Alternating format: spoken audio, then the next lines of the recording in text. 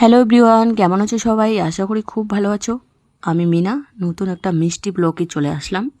তো দেখতেই পাচ্ছ এখানে কি হচ্ছে। আমি চলে আসছি বাবার বাড়িতে। বাবার বাড়িতে মানে মাকাই হয়েছে ভুট্টা। এইবার তো ভুট্টাগুলোর পরিস্থিতি খারাপ, মানে আগাম বৃষ্টি পড়াতেই ভুট্টাগুলো অনেকটা নষ্ট হয়ে গেছে।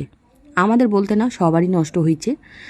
আর এই ভুট্টা মারতেই কিন্তু চলে আসছি বাবার বাড়িতে। তো বাবা ফোন করছিল যে আসো ভুট্টা মারতে। তো শুকাতে হবে। আর ভুট্টার যে খাটনি, প্রচুর খাটনি, বৃষ্টি না আসলে তো পারাই যায়। আর এই যে ঘন ঘন বৃষ্টি পড়তেছে তার জন্য কিন্তু প্রচুর লোক নিতে হয়।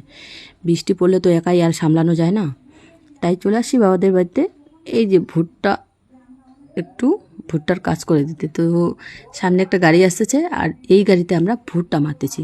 তো সবাই মিলে, বাবা, ভাই, জেঠু, মেসো, জেঠিমা, দিদা, ঠাকুমা সবাই মিলে ভুট্টা মারতেছি। আর আমার মেয়ে এদিকে ভিডিও করে দিচ্ছে।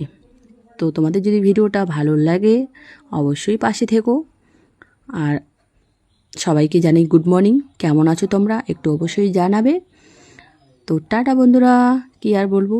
তো এবার হচ্ছে ভুট্টা মারানো, তারপর হতে হবে শুকাতে হবে, শুকায় তারপর বস্তা করে তারপর বিক্রি করে দিবে। তো টাটা, ভালো থেকো। তোমাদের ভুট্টা মারা হলো কিনা একটু অবশ্যই জানাবে। Tata guys.